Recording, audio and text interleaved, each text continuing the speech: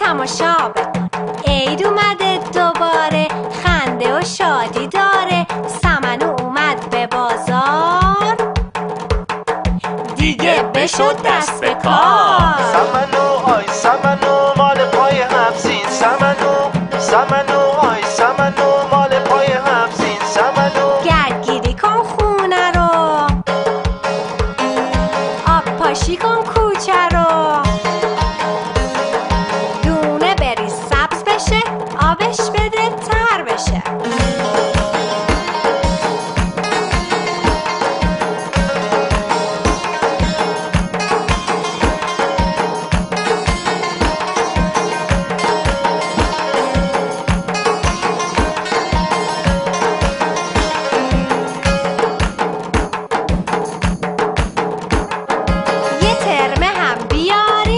توش هفسین بذارین، سنبولای رنگ و رنگ،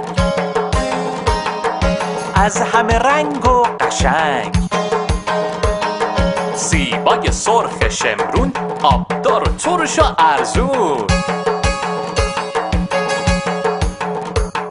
سنجد بذار یه گوشه، نماد فکر و اندیشه. سرکه رو که یادت نمیره، نشونه صبوریه.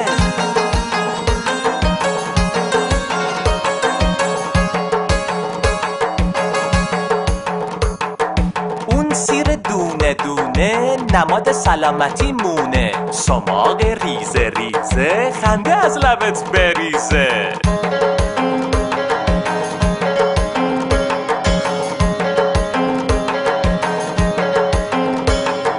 شاهنامه و مولوی، حافظ و خیام و سعدی.